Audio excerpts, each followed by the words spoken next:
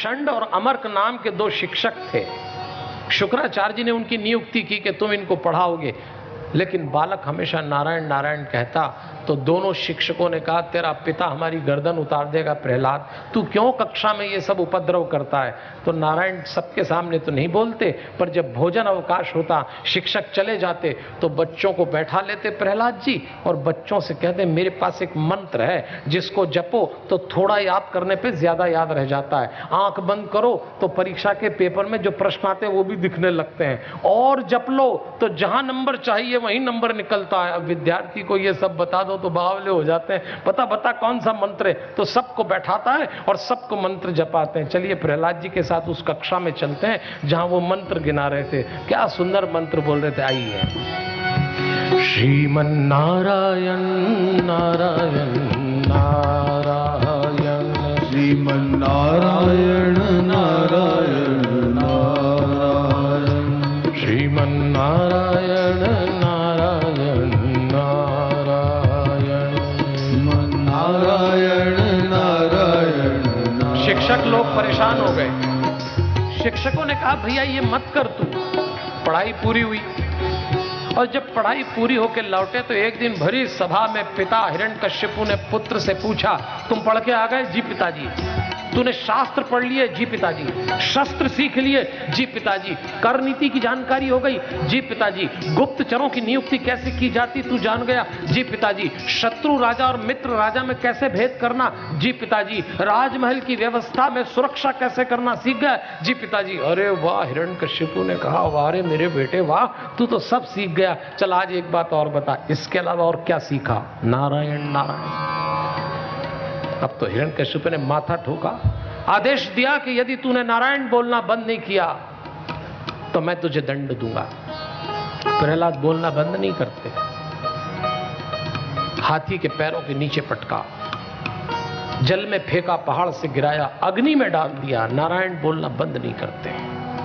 एक दिन तो हिरण्यकश्यपु सहन की सीमा पार कर रहा था और कहता है, कयाधु तू अपने पुत्र को समझा, ये बार बार नारायण बोलता है, कहां से सीखा ये नारायण बोलना? जब गरज के उसने अपनी पत्नी की आंख में आंख डाली तो कयाधु ने ऐसे ही धीरे से उत्तर दिया, आप सबके सामने मुझसे पूछ रहे हैं कि ये नारायण नारायण कहां से सीख गया? आप भूल गए जिस दिन हम इसके जन्म की तैयारी कर रहे थे, आप ही के मुंह से 108 बार नारायण निकला था। औलाद माँ बाप का आईना बन जाती है। और चुपचाप बैठ गया हिरण्यकश्यप। इसलिए संतान की तैयारी के समय माँ बाप का आचरण अत्यधिक गंभीर, पवित्र और केंद्रित होना चाहिए। पति पत्नी तनावपूर्ण हो, विघटन हो, विलास में डूबे हो, भोग में हो, झंझट चल रही हो, झगड़े हो, अहंकार के, और ऐसे में संतान पैदा हो जाए तो फिर आप कैसे उम्मीद करेंगे? ये बड़ी घटना है, यज्ञ से कम नहीं है। चूक गए तो चूक गए, बस। अब तो उसको सहनता नहीं, तो उसने कहा, एक दिन भरी सभा में जब इन्होंने नारायण शब्द का उच्चारण किया तो गरज के हिरण्यकश्यपु ने कहा, तू बार बार कहता है नारायण नारायण नारायण, बता कहां है तेरा? प्रहलाद अपने पिताजी से कहते हैं, आप मुझसे पूछ रहे हैं कहां है मेरा नारायण, और मैं आपसे पूछता हूं कहां नहीं है मेरा नारायण? जैसे ही उसने कहा तो हिरण्यकश्यपु ने कहा, अच्छा तो इस खंबे में भी तेरा नारायण है? मैंने कहा, जी पिताजी, इस खंबे में भी मेरा नारायण है। हिरण्यकश्यपु ने दोनों हाथ उठाए, मुक्का ऊपर उछाला और खंबे पे मारा, खंबा फट गया। और जैसे ही खंबा फटा एकदम नरसिंह भगवान निकले। तो ग्रंथकार ने लिख दिया, भक्त्या तुतोष भगवान गजयूथ पाय, अदृश्य अद्भुत रूप उद्भवम स्तंभे सभायाम न मृगम मानुषम।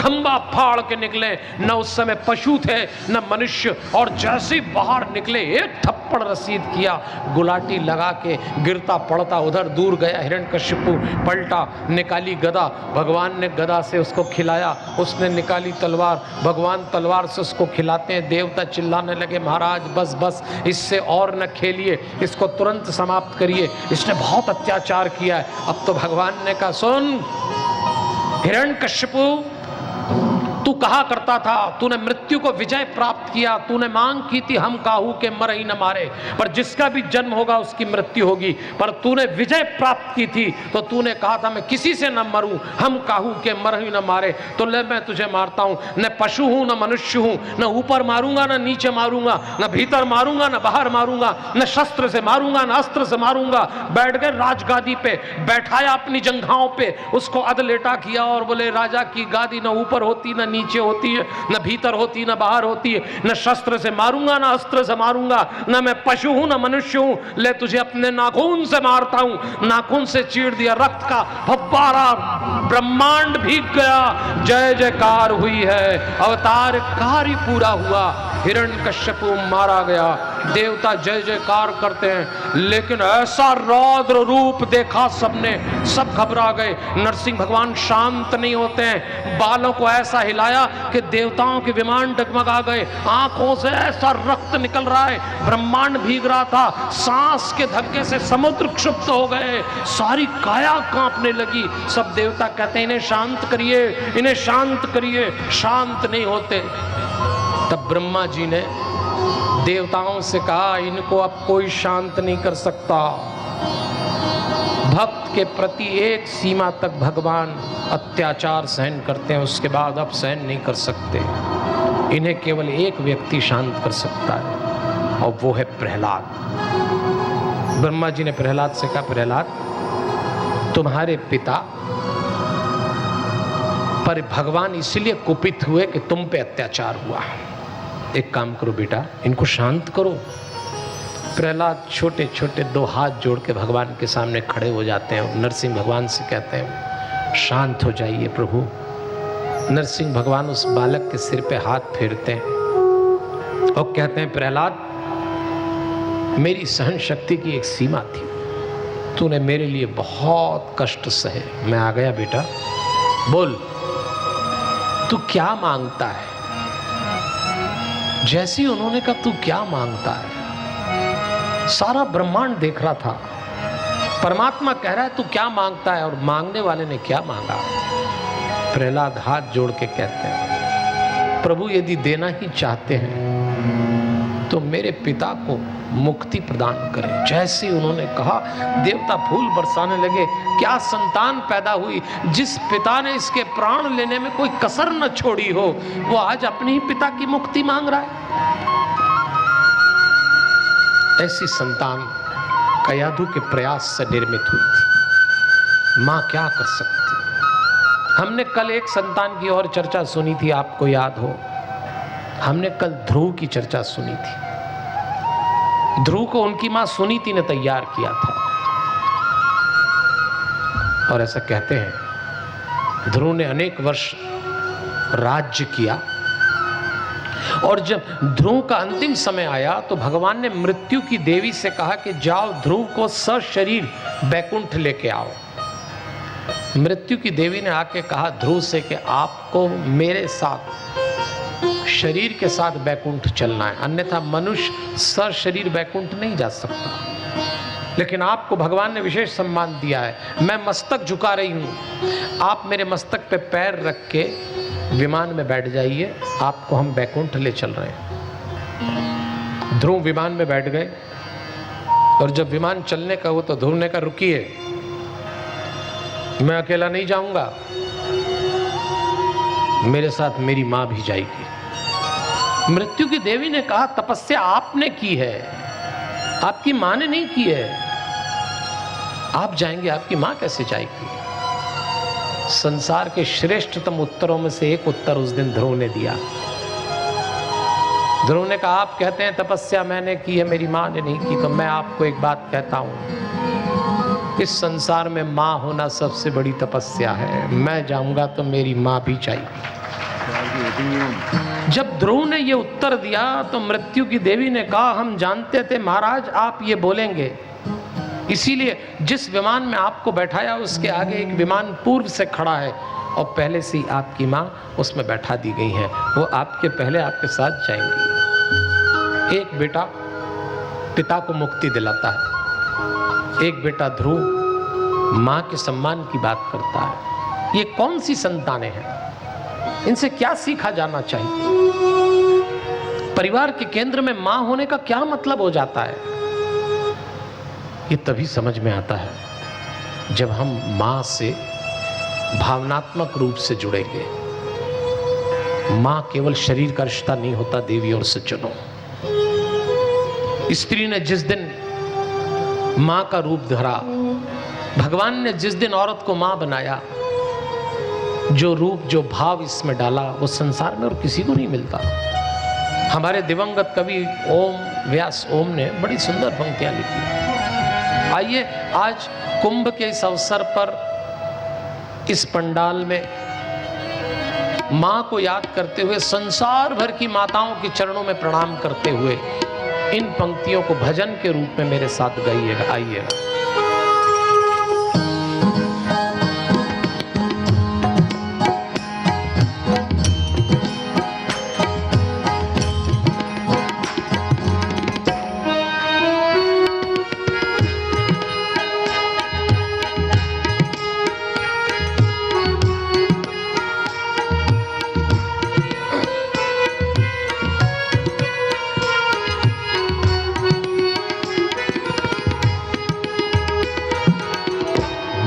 कविता की ये पंक्तियाँ माँ के नाम करता हूँ।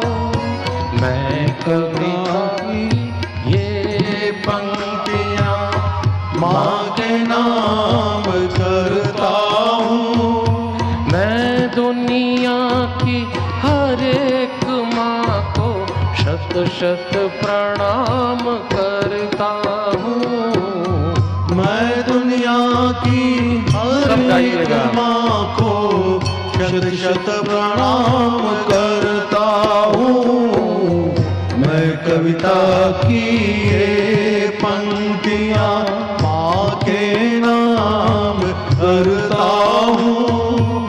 मैं दुनिया की हर एक माँ को शत शत प्रणाम करता हूँ। मैं कविता की ये पंक्तियाँ।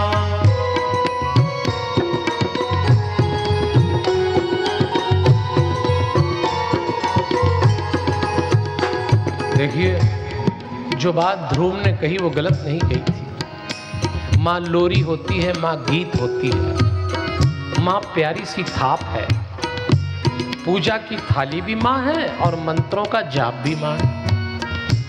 इस दुनिया में जिस दिन आपको कोई तकलीफ होती है, कोई पीड़ा होती है, और जिस दिन आपकी आंख में आंसुओं का समुंदर उतर जाता है, उस दिन एक माँ होती है जो किनारा बन के आपको सहारा देती है। एक छोटी घटना नहीं सज्जनों देवियों, मेरे सारे प्रश्नों का वो फौरन जवाब बन जाती थी। मेरे सारे प्रश्नों का वो फौरन जवाब बन जाती थी। मेरी राहों के कांटे चुन के वो खुद गुलाब बन जाती थी। ये सिर्फ माँ है जो वो माँ कर सकती। ध्रुव को याद आ रहा है, माँ लोरी है, माँ गीत है, माँ प्यारी सी थाप है, माँ पूजा की थाली है, माँ मंत्रों का जाप है।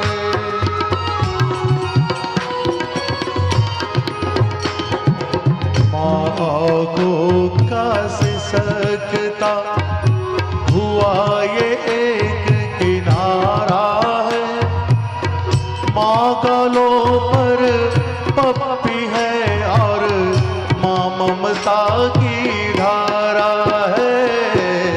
मैं कविता की ये पंक्तियाँ माँ के नाम करता हूँ। मैं दुनिया की हर एक माँ को शत शत प्रणाम करता हूँ। मैं कविता की ये पंक्तियाँ।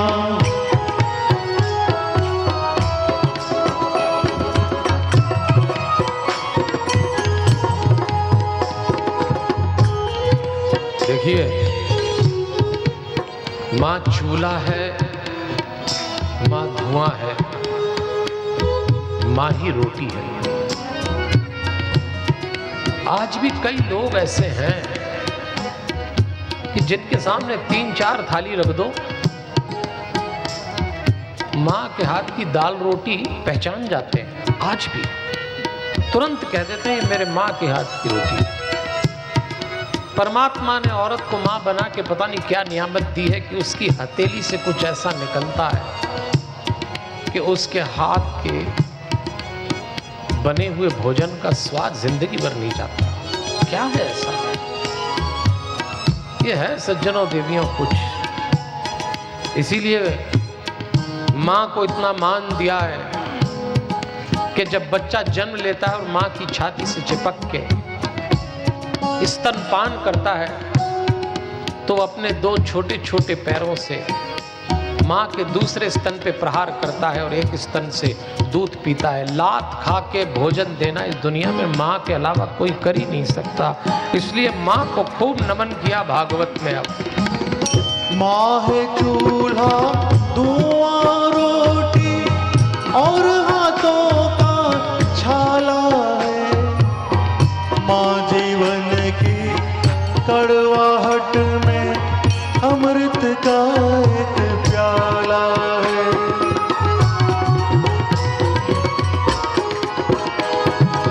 माँ धरती है, माँ जगत है, माँ जीवन की धूरी है। बिन माँ के इस जग की कल्पना मेरे भाई अधूरी है। मैं कविता की ये पंक्तियाँ माँ के नाम करता हूँ। मैं दुनिया की हर एक माँ को शत शत प्रणाम करता हूँ। मैं कविता की ये पंक्तियाँ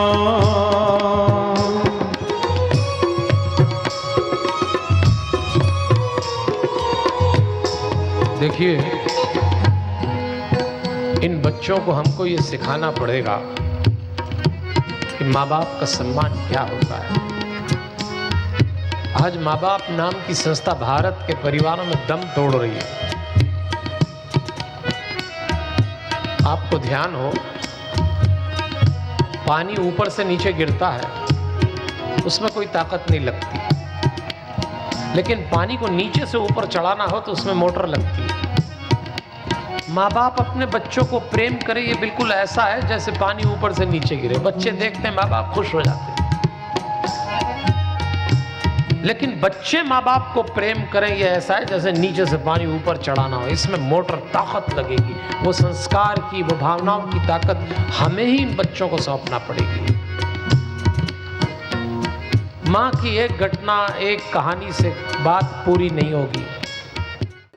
शरीर, मन और आत्मा को समझना पड़ेगा। मेडिटेट, इसीलिए मैं आपसे बार बार कहता हूँ, इस पंडाल में आप कथा सुनने आए, भगवान के दर्शन करने आए, पर ये जो हनुमान जी की मूर्ति के आप दर्शन कर रहे हैं, इस मूर्ति के अंदर मनुष्य के शरीर के हरिओम 7 चक्र स्थापित किए गए हैं। ये साधारण मूर्ति नहीं है। इसके बाद आप मेडिटेशन का कोर्स करिए 1 घंटे का। इसके बाद जब घर जाएं तो छोटी सी मूर्ति और किताब जरूर लेके जाएं। बहुत अधिक धन नहीं लगता इस सब में, लेकिन यहां से कुछ ऐसा लेके जाएं जो आपके जीवन को योग मार्ग पे प्रेरित करे।